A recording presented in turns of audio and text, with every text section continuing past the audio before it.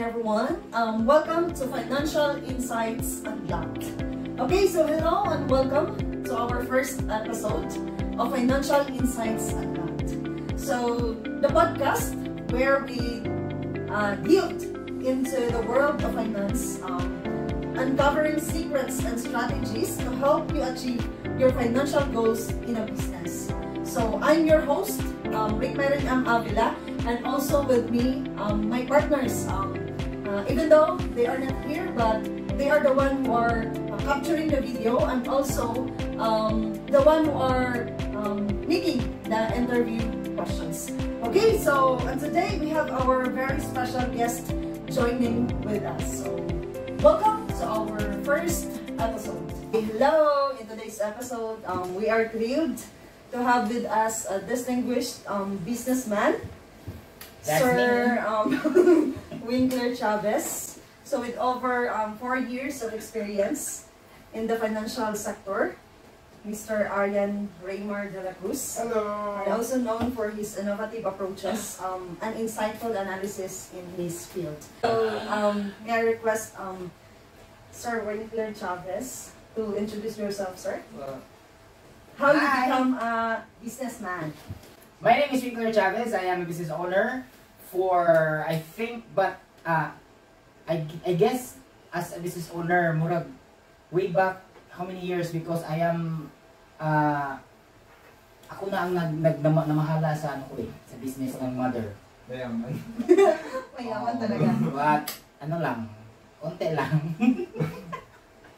But as of the moment, I am exploring another business. I am opening another business in the food industry. Yeah.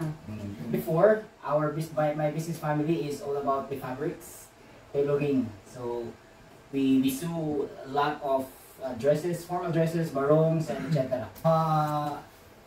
Di unsa yun. Being a businessman, there's a lot of struggles first. For example, let's say the capital and everything. So we have the investors. How we're going to look for investors to invest for such business, and of course handling your finances. Yes, that's true. Okay, so thank you, sir, for that wonderful. Next, I'm sure. I'm very sure with my credentials. Expert in managerial accounting. So I am Ayan. Hello everyone. So I am sitting here with a businessman and a student of masters in business, and I am very excited to share with some thoughts with them. Yes, it's okay. It's okay. Okay, hi everyone. I am Aryan Raymar de la Cruz. So as you can see, I am working here in TESDA. So I am wearing with me my uniform here in TESDA. So I was a financial analyst for the past 3 years and a budget officer in just a year. So financial analyst, everyone, mura na siya controller if you are familiar with it. It is the main accounting personnel or focal in an organization. So after 3 years, I ventured out from being a controller.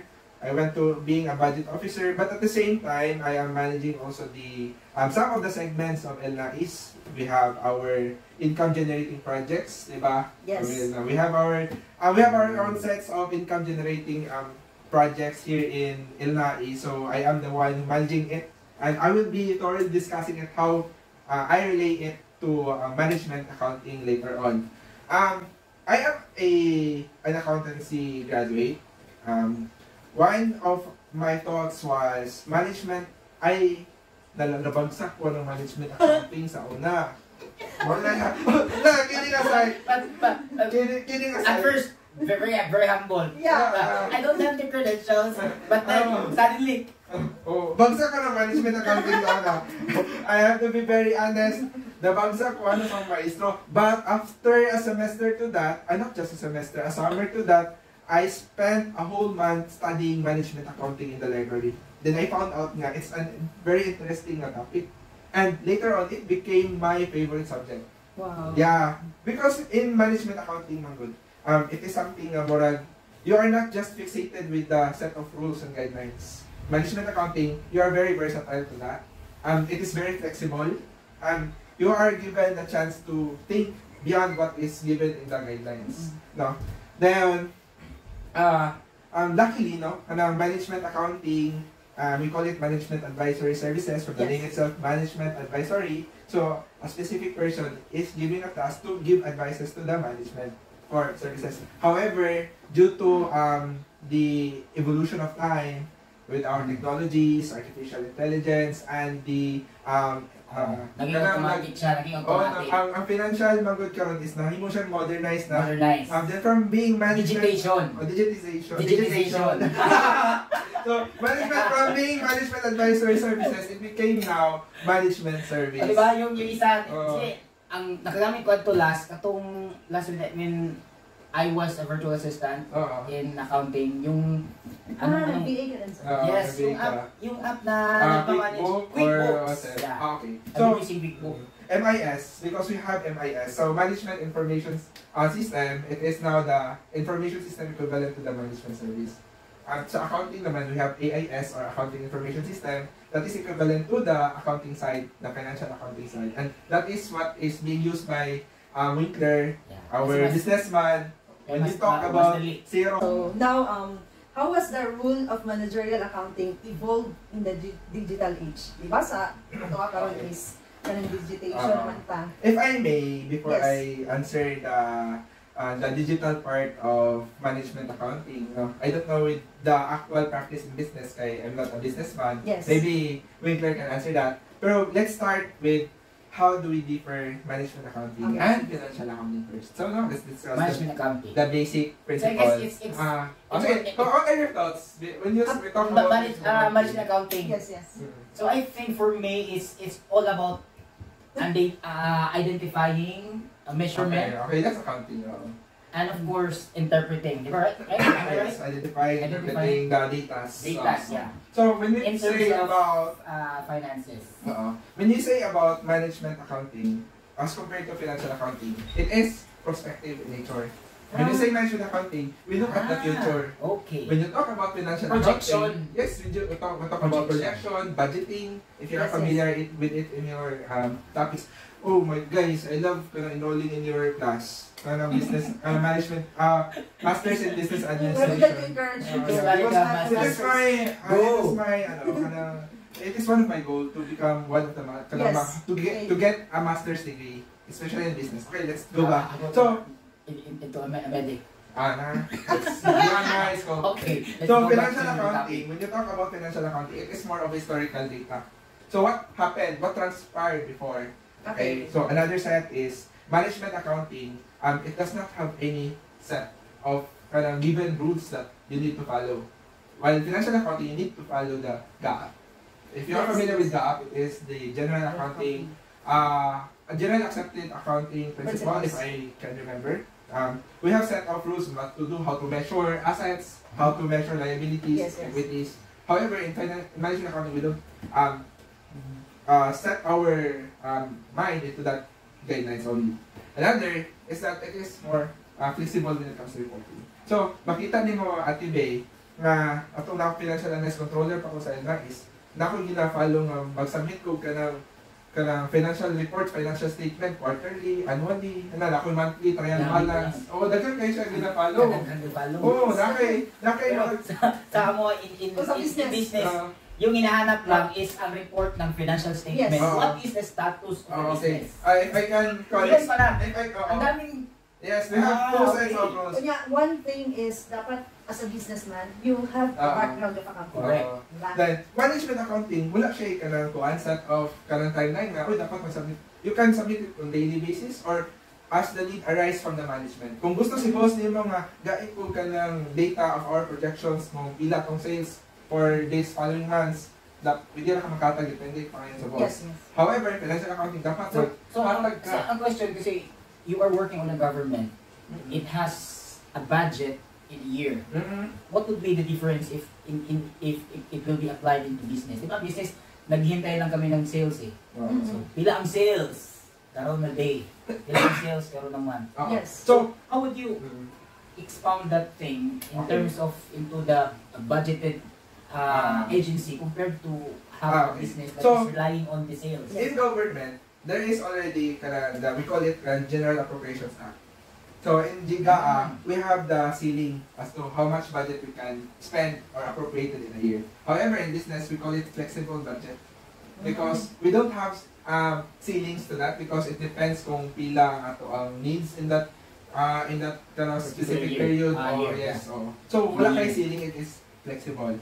Okay. So akong isa sa ato ang nakita, no? Financial accounting, we are very restricted to financial statements. Yes. Sa management accounting, we have budgets, nga kung ingon, budgeting, we have flexible budgets, we have variances, we have... Pero nagagamit gapon mo og kanang kuan, kining digital formats, for example, AI, for example, yung katong QuickBooks sa unang nga akong gamit before. If I may interject to that, katong QuickBook and Xero is not really management accounting information system. It is accounting information system. Okay, as again, what we see in QuickBook and what we see in Xero is more of historical data. So my financial statement adjustment siya. So when we lahi ra jud ang nagway sa budget bitaw sa budgeting which is forecasted, which is in the future, and sa financial statement which is what transpired. Ang usually ito is yung cash flows. Cash flow, basic financial position, financial income statement, changes in ownership equity or kanang kuan. So unsa man na pagka-digital nga ang kuan? Digitalization. Okay. Based on yes. Okay, no, abot naman ta sa digitalization age. Modern world, modern age. However, if I may say the reality, here in the Philippines, we adapt na ang digital age as compared sa gawas. No? Our mga curriculum sa management services is already adapting to the digital age and AI. However, ang actual practice dito sa Pilipinas is usually manual pa. Oo. Pero, dako kayo tabang ang kaning gitawag na management information system kay para AI na. AI kay para mas mapadali ang trabaho. Sa magkano nga, when you are assigned in a big set of organization, like company na yun, kinahanglan din mo nga pas-pas din mo process ang bulky transactions, bulky projections. So, dapat mas dali lang mo kung once ka ma-include na kani, dapat ma-update ang ubang projections kay when we talk about budget, we talk about payroll budget, we are also talking about budget sa materials, budget sa mga overhead costs, ubang mga costs and every revenue. So, mas nindot na muna siya. Once ka ma-input din mo na siya, ma-update ng ubang mga budgets. And that's the beauty of technology. Can you discuss to us the strategies for controlling costs effectively in an organization or in a business? So, let's start with the businessman. Okay. He is in a practical area to that. Cost management. So, pag-manage. Diba? Sa cost. Ayun nga, cost management. Kasi, sa business, ano na kaning, kung unsa dapat, as long as the less ang expenses, that would be good, very good. If less ang expenses within a month, or makakuha ka ng staff na less expense, then that would be less cost in the whole month. Kasi ang target sa business is to have a profit. Yes. Maximize profit, minimize cost. Ang management sa business namin, business ko, mangita og mga less na materials, makakuha ka og suki na less of cost, but achieving less price, the same quality. Dagan man sa market karon, you can choose any stores nga nag-offer og different prices but then have the good quality. Like sa mahalon nga mahal ang price pero ang quality food same na pud atong low price but ang ilang quality are the same. Yes. Diba? Dagan na sa market karon, ano lang, kugi lang ka mangita kung asa sila. So usual in big cities, so we purchase our materials needed, like for example in Cebu sa amuang tailoring, so nag-market may sa una Cebu, muna ang sukit mo in terms of sewing material, sewing machine material, for example yung mga tanod, yung dagong, paper, tawagan pattern paper. How about the shipping, sir? Shipping. Kasi yung shipping niya, diha ka maka-less of cost kasi pag Bulky. bulky imuhang palit is makalis ka og shipment kay si seller naman ang magkuhan. Compare sa retail lang is palibot na. Compare kung diri ka sa within our community. Added cost. Added cost, shipment, shipping or delivery na pa, mag-add pa ka. Then si retailer pa mag-add pa siya. Okay. So why not dito ka sa supplier jud. So makalis ka og cost. So that's how we manage our Yes, sir. Sa accounting. In the side of accounting, Oh, in the side of accounting. we call that controllable cost. Because from the name itself, controllable cost, meaning si manager or si management, na siya control. Okay. So, nani gitawag ang mga controllable cost na cost driver.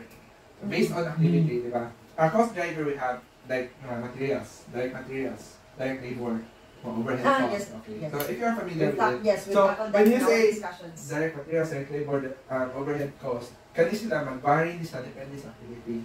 Okay. Yes. So, once Kasi business is diretso eh. Oh, Barato na. okay, let's buy. okay. So, So, meaning, possible the quality. when you say controllable, parehas lagi nga di mo yung Sir Winkler ganina, na siya yung option na pila ka book material sa kapaliton.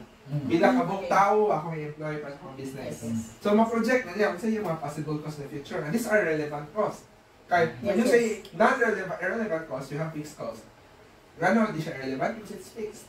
Di siya ma-vary. Well, on the other hand, kato mga variable costs, mga direct materials, direct labor, and overhead costs, mga indirect costs, is nag-vary siya. So, bali na kay, you can control how many people you can employ, the materials that you get, really mo gusto. But still achieving the same output, same quality of output.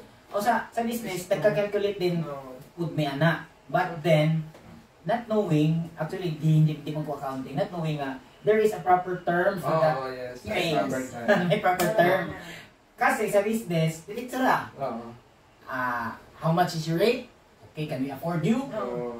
Di ba? So, business. ang income in a month, can we afford to have this salary that you want? Oo. Okay, if ma-afford it, go. That's budgeting.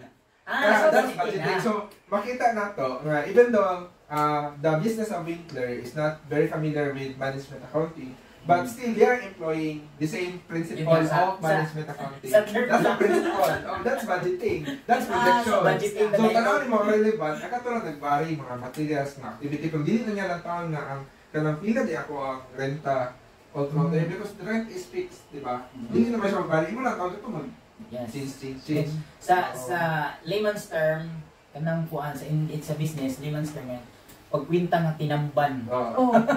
Pero sa accounting, may proper. So, na yung proper way to do So that. that's why, nga, So, mas maaari na kay accounting yung Yes. by way of by way of identifying the controllable cost, you can the manager can know now kung saan ahang area, ahang aspect iyang i-control ang cost para iyang projection mo akong income as compared to the cost by not also sacrificing the quality of output or product nga iyang i-baligya.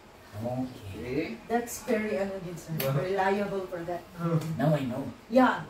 That is why, even though you are a businessman, you must have a background of accounting. nice. Or you have an expert of... Nice dyan siya. Mag-employ ka ng Much better management if I have to go accountant. to school to study accounting. I think it takes a lot of time. Yes. Much better to hire someone. Yes. To make your documents, to make your financial statements. Mas madali na. Pero much better yun niya. At least, alam mo yung background yun man lang. Basic accounting lang. Basic accounting. Okay. Yes. Diba, sa experience natin ngayon, diba, why not, you have your accountants, you have your bookkeepers. What if, ngayon, the service is the amount of the one na dagko na rin kaayo. Diba? Oh, you don't have the knowledge. Pero man lang Ikaw, dahil okay lang. Diba? So, So that's very important also. So, makita nyo na ito no, sa financial accounting, ang primary users yung external. When you say external, ka na mga credit mga tamer mo, creditor, ka na mga government, mga agencies, walang taong tax. Kung sa gingon niya ganila, basi patasaan niya ang Diba? patasaan niya ang income, paubsan niya ang expenses, or para maka-encourage yung investor. Pwede po niya nga iya pahinayon niyang income na, siya mga income na declare, pero daghan niyang allowable ka ng deductions niya sa cost para gamay na siya mabayaran ng tax sa BIR. Pwede po. So, that questions the professional ethics of the accountant. So, that Ethics na. makita nila yung model. Okay, you mentioned about ethics and Sige, governance. let's go with that. Oo, ethics and Okay, governance. this one. So, what steps can business take to ensure transparency and accountability in managerial accounting? Okay. So, Sige, sir. business man good. We are, Yes. not a businessman, but the businessman can employ me to form part of that business. Pero it is in our professional ethics to show the people around us nga what we are giving, what we are doing is the right figures that we show to the people. So, hindi may pwede nga mamutbot. That is part of kanang transparency nga imong giingon, no? So, again, pas nindot nga ang among report is validated, both internal and can be seen by external. Pero when you say about management accounting, internal naman yun siya ang ginagawa. Usually when we say management accounting, Internal lang. Internal. Internal. Internal lang. So, kung makita na to, when we talk about transfer, si boss nga, uy, kami din itong possible income, ani, gamay din pa expenses, di mo, invest, ani. Pero, nindot si boss, kaya na-ako siya mo counter-check sa gamay ni management accountant to make sure the figures are right, to make sure the person who are preparing it is of kanang national competence to do it. Kaya gusto po sa kinsa lang yung pag-abon sa projections. Di ba? Oo. You let the stockman do the projections of the budgeting. Would you think na kanang data nga isubmit mo sa boss would be reliable? Di ba? So, it's a whole business approach. You start with the HR, you hire an accountant with a competence in management accounting. Then you hire somebody that would counter-check the works of the management accountant. By doing so, in that system, makita na to sa mga flow charts ba nga, yan yung counter-check. Makita na to nga, the management account information system of this business is transparent and is in accordance with the professional ethics, guided with professional ethics, ang mga tao din. Professional ethics. So, kibali, there is a chance, depende sa accountant, because I think not all accountant has the same ethics as what you've said. Okay. Ethics is a set of guidelines on what Yeah. we should perform. Yes. as So, accountant. it is possible, the starting of the accountant, na ma-twist niya ang papers, numbers. And that's dangerous. Because management accounting is for decision making. Yes. Example, sa set dali na to sa ang gitawag na mga income generating project. Mingo ko ni sa mong boss na okay, we invest more on swine, pig. Not knowing, I'm not disclosing kay ako dahil maka-beneficyo din sa kay ako palitan yung swine sa outside source. Then not disclosing na swine flu around the area and that would kill the products that I would be proposing. So, dako ay damage if I'm not disclosing the right information, the right figures. So it's damaging. So we need to have set of professional ethics with us. And the more na useful siya sa financial accounting, so nandiyan na siya strict guidelines when it comes to professional ethics, Yes, but yes, also in management So, I think also the accountant has a pledge. Right? for pledge Yes. for professional Professional ethics. ethics. Nandiyan na siya kanang Republic Act na. Correct. So, dili na siya, Oo. pwede mo na siya magukudi ay in terms of Yes, negligence. Negligence. Negligence to in the performance of duty. just for clarification, if ever, now. Dahil yun ang accountable officers. Okay, sir, mga taas na kitag mga nahisgutan when it comes to managerial accounting. Yeah. Now, let's proceed now to the advices. Okay, so what advice would you give to someone pursuing a career in managerial accounting? I think para sa imo kasi Yes. manager accounting. So, Okay. unless kung gusto sila nga mag-business. Sige, managerial accounting. Managerial accounting. Managerial accountant, it takes kalabitang a flexible idea. An idea not fixated to set rules and guidelines. Okay, moreover, you need to expand your mind. The possible scenarios. Yes, yes. In every variance, dapat ay mga variable scenarios. What will happen if I do this? What will happen if I do that? What will happen if I do this? You are being considered with the possible outcomes. So, a managerial accountant should possess that kind of skills. You have to be a person of projections. You look forward to what will happen in the future. You make it sure that what your projections are within the relevant range of data, relevant range of kanang informations that you need to get. So anak, kung ako pang tinamban, masya ka naman, ay ka mo dula-dula sa imong brain. Dili kayo na you are being stuck with this kind of set of rules. Go beyond that kind of rule. Yes. You think beyond. Ayun yung Think beyond I think ako nasabtan, think beyond the rule. But you don't sacrifice your ethics. correct. Is it well? But in line po kasi. So that's the difference between a financial accountant and a managerial accountant. That's what they said. Financial accountant and managerial accountant. Okay. Kaya financial accountant, we are kind of bounded with the example kung nasa government, the COA guidelines. Yes. So, dala yung taman sa COA. Then, dapat kaya general accounting, kaning sa PFRS, Philippine Financial Reporting System, dala na kung kataman. Wala yung kayo mga limitations as to that. Management accountant, muna sila iset, muna branch accounting na medyo gusto mo imagine kung sa'yo possible makita mo, possible na scenario. So, yan na ang dapat i-possess sa kung gusto mo, di mo management accountant. Okay, sir. So, since you've done with the managerial accounting, now in the business, since taas na pagka-experience or no when it comes to your business, so unsa lang imong ika-advise to our viewers nga kanang unsa gid ni unsa ka risky or unsa ka challenging business? Yes. Dayon in applying also for the managerial accounting. Did you apply a managerial accounting in your business? In business part, Yes. so for me, ano siya? Technical. Kaya you are spending money. You are looking for an investor. So what if you fail? Yes. Diba? What if, example, nag-loan ka sa bank? What if failure? What if di mo bayaran kay wala kay profit? So, too risky. Now, mas mudako pag yun ang risk sa ato ang podcast karon, sa ako ang na-learn, mas mudako ang risk if your employee, if you're hiring an employee that has nga limit lang ang iyahang knowledge in terms of managerial accounting.